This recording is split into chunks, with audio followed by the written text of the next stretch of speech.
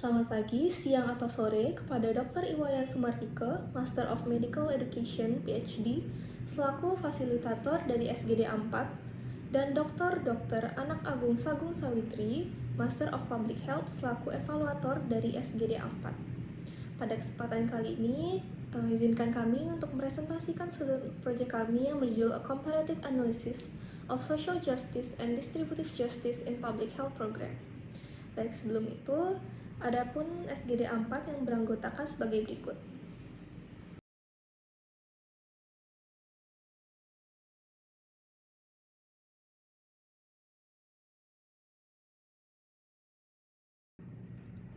Baik, terima kasih atas waktu yang telah diberikan. Sebelum mengizinkan saya memperkenalkan diri, nama saya Lukrut Kartika Yuladari dengan 3 digit terakhir NIM 081. Sini saya akan bawakan bagian pendahuluan. Social justice atau keadilan sosial memiliki pengertian sebagai keadilan yang dasarnya berada pada nilai dan standar yang diakui oleh masyarakat. Pokok indikator dari keadilan sosial ini dapat berupa kesetaraan, persamaan, keseimbangan hak, dan kewajiban, serta persamaan kesempatan. Sementara itu, distributive justice atau keadilan distributif merupakan keadilan yang dasarnya memberikan kepada tiap orang porsi menurut prestasinya. Pokok-pokok pikiran keadilan distributif mengenai hal-hal yang perlu dibagikan, siapa saja yang perlu mendapat bagian, dan bagaimana tata cara serta alur pembagiannya. Baik, untuk selanjutnya akan dilanjutkan oleh rekan saya. Baik, terima kasih. Perkenalkan, nama saya Stevinsky Sri Putra Gaung dengan 3 digit NIM terakhir 101. Dan sekarang saya akan membahas terkait kasus pertama, yakni screening kanker payudara. Nah, screening kanker payudara biasa juga disebut sebagai mamografi payudara, yaitu sebuah program yang sebenarnya telah banyak dilakukan di banyak negara yang maju di dunia terutamanya. Program ini bertujuan untuk meningkatkan kualitas kesehatan kaum wanita, sekaligus untuk mengurangi penderitaan yang disebabkan oleh penyakit kanker payudara. Program penyaringan kanker sudah berhasil menurunkan angka kematian oleh karena penyakit tersebut di kebanyakan negara maju. Akan tetapi, masih ada perdebatan, terutama karena efek positif dan efek negatif dari screening kanker tersebut. Selain itu, metodologi dari program ini juga masih terdapat bias, sehingga bisa menyebabkan hasil penelitian yang untuk kurang ditinjau bisa dari diandalkan aspek keadilan untuk sosial dijadikan atau sebagai social data. justice, Nah, program penyaringan Indonesia telah kanker menambahkan payudara telah penyaringan kanker dilaksanakan dengan payudara baik sebagai karena tanggungan dapat program menjangkau anggota BPJS sejak masyarakat tahun secara menyeluruh. 2023. Pemerintah juga Sekian turut dari saya. berpartisipasi dalam Selanjutnya akan dilanjutkan menyediakan oleh fasilitas teman yang saya, memadai Caca. untuk pelaksanaan program ini, seperti pelaksanaan Indonesia National Action Plan for Cancer Control, serta mempromosikan pemeriksaan payudara sendiri atau BSE dan juga pemeriksaan klinis payudara. Dan untuk apabila dilihat dari sudut pandang keadilan distributif atau distributive justice, pemerintah bisa menggencarkan program ini bagi wanita yang sudah berusia lanjut ataupun mewarisi gen penyebab kanker payudara. Secara statistik, penuaan dan genetik sangat berhubungan dengan insiden kanker payudara. Sebuah penelitian di tahun 2016 memperkirakan sekitar 71,2% kematian disebabkan kanker payudara berada di usia 40 hingga 60 tahun. Selain itu, untuk wanita yang merupakan keturunan pengidap kanker payudara juga berisiko sekitar 1,75 hingga 2 kali lipat lebih tinggi karena penyakit yang sama. Oleh karenanya, wanita berusia lanjut atau yang merupakan keturunan pengidap perlu diperhatikan lebih seksama dalam program ini. Sekian dari saya, untuk selanjutnya akan dijelaskan oleh teman saya.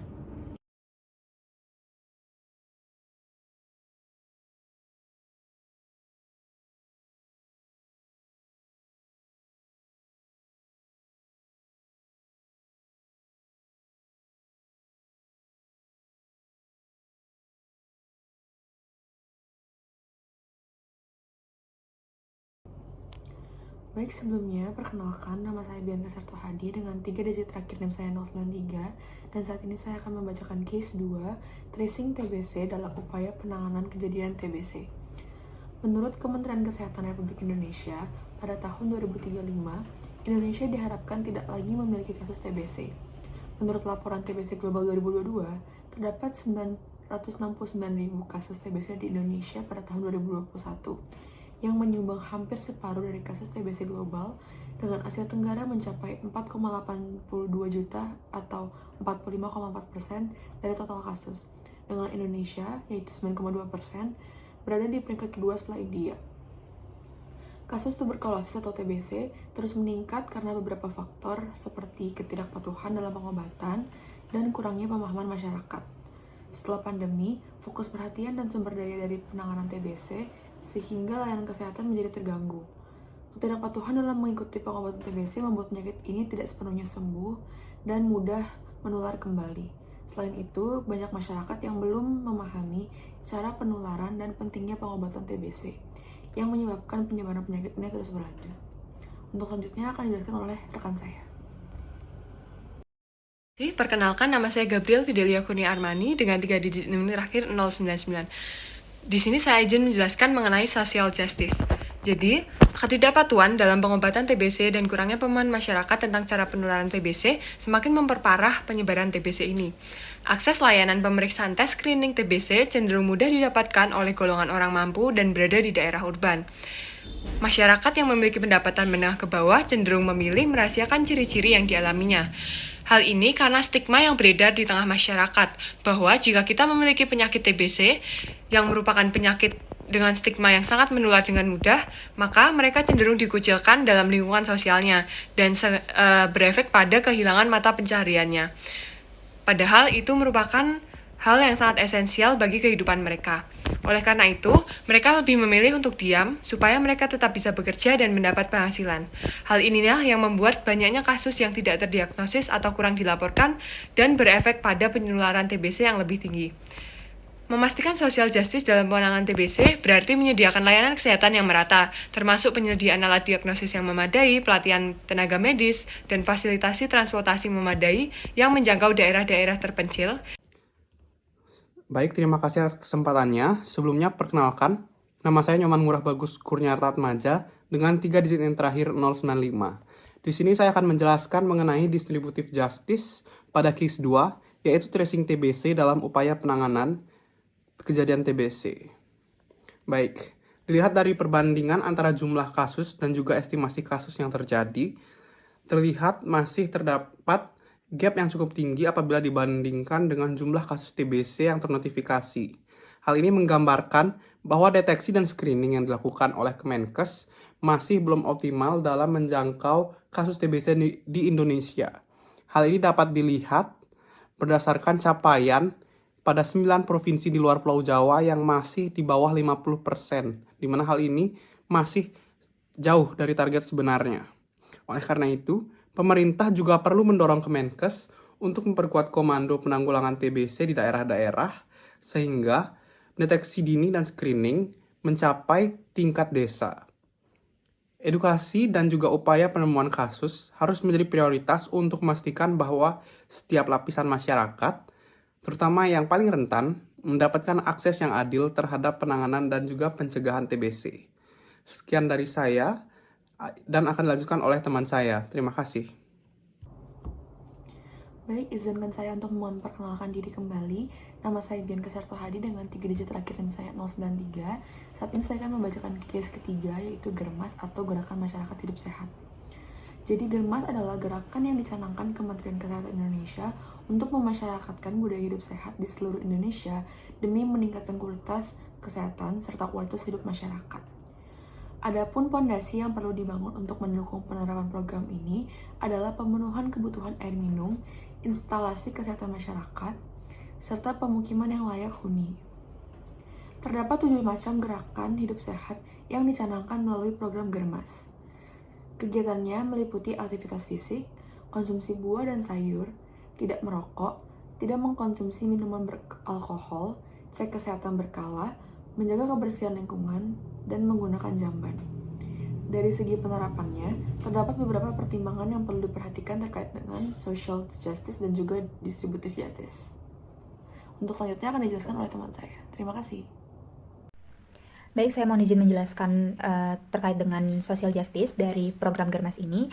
Jadi, meskipun tujuannya baik, yaitu ingin masyarakatkan tentang pola hidup sehat, namun ada beberapa hal yang perlu diperhatikan berkaitan dengan program Germas ini, di mana program ini belum sepenuhnya berjalan dengan baik, karena seharusnya program Germas dilaksanakan oleh seluruh lapisan masyarakat, tidak peduli apakah dia anak-anak, orang dewasa, orang tua, semuanya harus menjalankan program ini demi mencapai tujuan yang kita inginkan. Tetapi ada beberapa hal yang masih perlu diperhatikan lagi. Yang dimana pertama, program ini belum mencapai keseluruhan atau belum mencapai target keseluruhan masyarakat karena misalnya terkait dengan kegiatan untuk tidak merokok, di masa sekarang ini kegiatan untuk merokok itu masih didukung dengan tidak adanya peraturan-peraturan yang melarang masyarakat untuk tidak merokok. Bahkan rokok ini masih terbilang dilegalkan ada di Indonesia, tapi hanya mengharapkan kesadaran dari masyarakat sendiri. Sedangkan untuk mencapai keseluruhan dari lapisan masyarakat, kita perlu adanya peraturan-peraturan yang mengatur agar membuat rokok ini tidak legal ada di Indonesia atau tidak legal digunakan, sehingga keseluruhan lapisan masyarakat juga tidak akan mengkonsumsi rokok ini. Lalu yang kedua, berkaitan dengan konsumsi alkohol, di sini tidak semua lapisan masyarakat bisa menjalankannya karena nyatanya untuk umur-umur tertentu meminum alkohol ini masih tergolong dilegalkan, padahal apabila ini memang tidak dilegalkan untuk keseluruhan lapisan masyarakat, tidak peduli umurnya berapa, ini akan membantu kita untuk mencapai tujuan dari program Germas ini. Untuk itu, dua hal tersebut merupakan salah satu contoh yang perlu diperhatikan berkaitan dengan program Germas, agar kemudian apabila memang program ini harus dijalankan, harus dibarengi juga dengan pembuatan peraturan-peraturan baru berkaitan dengan merokok ataupun minum alkohol ini, sehingga pada akhirnya tujuan yang ingin dicapai itu dapat dicapai juga. Selanjutnya akan dijelaskan mengenai aspek dari distributed justice oleh teman saya. Dalam beberapa contoh, program Germas telah terbukti efektif untuk meningkatkan kesadaran dan perilaku hidup sehat di berbagai daerah. Namun, masih terdapat beberapa hambatan yang perlu diatasi untuk meningkatkan keberhasilan program ini. Dan hingga saat ini, setidaknya masih ada 8 kecamatan di Bontang dan Kabupaten Lebak yang belum dapat melaksanakan kegiatan Germas karena beberapa hambatan. Misalnya, akses jalan yang kurang baik, penyuluhan lain yang masih berjalan, serta kurangnya peraturan daerah yang spesifik dan kurangnya partisipasi dari masyarakat. Selanjutnya akan dilanjutkan oleh teman saya. Selanjutnya, saya akan menjelaskan mengenai Global Survival and Next Generation dengan case program FP225, The Electronic Mobility. Sebelumnya, perkenalkan saya Triwan Leo Chansyanturi dengan 3 digit NIM terakhir 079. Data terbaru menunjukkan bahwa Indonesia merupakan salah satu dari 10 penghasil emisi gas rumah kaca atau GRK terbesar di dunia, dengan kontribusi sebesar 2,03% dari emisi global. Program FP225 merupakan sebuah program multinegara yang dibiayai oleh GCF atau Green Climate Fund dan ADP, Asian Development Bank, dengan tujuan untuk mempromosikan model mobilitas perkotaan seperti bus agar bergeser ke sistem transportasi listrik umum yang nyaman untuk mengatasi masalah kemacetan lalu lintas, polusi udara, dan emisi GRK. Program ini juga sekaligus mencoba memperkenalkan langkah-langkah pemeriksaan iklim untuk membantu menjaga infrastruktur transportasi dan meningkatkan ketahanan untuk mengatasi peristiwa cuaca ekstrim seperti heat waves, banjir, dan erosi tanah yang berpotensi membahayakan infrastruktur dan menyebabkan gangguan layanan untuk jaringan transportasi di perkotaan. Dilihat dari segi social justice, program ini memerlukan pengorbanan individu demi memenuhi kewajiban publik, terkhusus untuk kelompok masyarakat dari berbagai sektor yang menggantungkan penghasilan dari transportasi publik bermotor atau transportasi berbahan bakar fosil, yaitu pekerja bidang ahli seperti teknisi dan supir, yang dengan adanya program ini dapat menciptakan ketidakpastian ekonomi bagi mereka, sehingga mereka perlu mengubah kemampuan ahlinya untuk mampu mendapatkan penghasilan. Selain itu, meskipun transportasi publik bertenaga listrik itu ramah lingkungan, namun biaya untuk pengadopsian teknologi ini juga tergolong tinggi, sehingga memungkinkan tarif untuk penggunaannya juga meningkat. Hal ini kemudian membuat aksesibilitasnya rendah, terkhusus pada masyarakat berpendapatan rendah, yang bergantung pada transportasi publik sebagai mobilitas mereka. Ini artinya, manfaat program ini berisiko tidak merata di semua lapisan masyarakat. Baik, terima kasih sebelumnya. Mohon izin memperkenalkan diri, nama saya Kenny Wibowo dengan 3 digit NIM terakhir 091. Program FP225 adalah sebuah inisiatif yang dirancang untuk memastikan bahwa manfaat dari transportasi berkelanjutan dapat dinikmati oleh semua lapisan masyarakat. Program ini bertujuan untuk menyediakan solusi e-mobilitas yang lebih bersih, terjangkau, dan mudah diakses. Tujuan utamanya adalah mengurangi polusi udara dan meningkatkan kesehatan masyarakat, dengan fokus khusus pada komunitas berpenghasilan rendah dan kelompok yang terasingkan. Program ini berupaya untuk meningkatkan mobilitas perkotaan, mengurangi emisi gas rumah kaca, dan mendorong inklusi sosial dengan menyediakan opsi transportasi yang lebih luas dan ramah lingkungan. Program ini berupaya untuk memastikan bahwa semua lapisan masyarakat, termasuk yang paling rentan, dapat merasakan manfaatnya. Selanjutnya akan dilanjutkan oleh rekan saya. Baik, perkenalkan nama saya Gadis Nyadi Pradina dengan 3 digit NIM terakhir 083. Saya akan menjelaskan mengenai program kesehatan masyarakat yang kelima, yaitu terkait vaksinasi. Nah, jadi vaksinasi merupakan proses pemberian vaksin ke dalam tubuh untuk merangsang sistem kekebalan tubuh agar menghasilkan imunitas terhadap penyakit tertentu. Jadi, program vaksinasi merupakan salah satu tindakan pencegahan yang paling mudah dan aman yang tersedia saat ini untuk menghindari suatu penyakit infeksi. Nah, dalam menyelesaikan program vaksinasi ini diperlukan solidaritas dan kerjasama global. Jadi, hal ini sesuai dengan prinsip no one is safe until everyone is safe. Nah, vaksinasi merupakan isu yang sangat penting tidak hanya dari segi kesehatan, tapi juga bisa dapat dianalisis dari sudut pandang keadilan sosial atau social justice dan keadilan distributif atau distributive justice. Mengenai perbedaan antara keduanya pada program kerja vaksinasi akan dijelaskan oleh teman saya. Terima kasih. Ditinjau dari aspek social justice, di Indonesia terdapat perbedaan signifikan dalam aksesibilitas vaksin antara daerah perkotaan dan pedesaan. Kota besar biasanya lebih mudah mendapatkan pasokan vaksin dan memiliki fasilitas kesehatan yang memadai dibandingkan dengan daerah pedesaan atau terpencil. Kelompok rentan termasuk lansia, orang dengan disabilitas, dan masyarakat miskin sering menghadapi hambatan akses terhadap vaksinasi. Hambatan ini dapat berupa kurangnya informasi, keterbatasan transportasi, atau biaya tambahan yang tidak terjangkau. Sedangkan dari segi distributive justice, distribusi vaksin yang merata di seluruh wilayah Indonesia masih menjadi tantangan.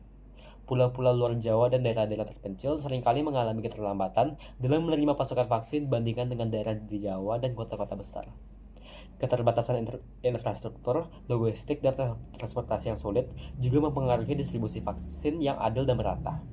Pemerintah Indonesia telah mengeluarkan berbagai kebijakan untuk mempercepat distribusi vaksin dan memastikan keadilan, termasuk penggunaan vaksin gratis untuk seluruh masyarakat dan melibatkan berbagai pihak dalam distribusi.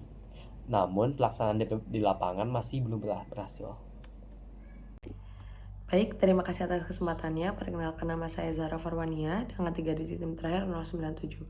Di sini saya mohon izin memaparkan kesimpulan dari Study Project yang telah kami susun. Social justice atau keadilan sosial merupakan keadilan yang pada dasarnya berada pada nilai dan status yang disepakati oleh masyarakat. Kemudian juga ada distributive justice atau keadilan distributif, di mana keadilan ini merupakan keadilan yang pada dasarnya memberikan kepada tiap orang porsi sesuai dengan prestasinya. Selanjutnya, dari kelima program-program kesehatan yang sudah dipaparkan sebelumnya, apabila dilihat dari aspek keadilan sosialnya, masih belum dijalankan dengan baik, dengan penyebab antara lain yaitu masih belum terpenuhinya layanan kesehatan, masih kurangnya pelatihan tenaga medis, masih belum meratanya fasilitas transportasi, serta edukasi bagi semua individu. Begitu pula apabila kita lihat dari aspek keadilan distributif, di mana keadilan distributif ini juga masih belum berjalan sesuai dengan harapan dan tujuan, dikarenakan memang masih adanya kelompok-kelompok rentan atau penduduk terpencil yang masih belum atau kurang dijangkau. Baik, dengan berakhirnya pemaparan kesimpulan saya tadi, berakhir pula pemaparan Study Project kelompok kami, SGDA 4. Kami mengucapkan terima kasih banyak atas perhatian dan bimbingannya. Saya tutup pemaparan kali ini dengan Parama Santi. Om Santi Santi Santi Om. Assalamualaikum warahmatullahi wabarakatuh. Shalom, nama budaya dan salam kebajikan untuk kita semua. Salam sehat.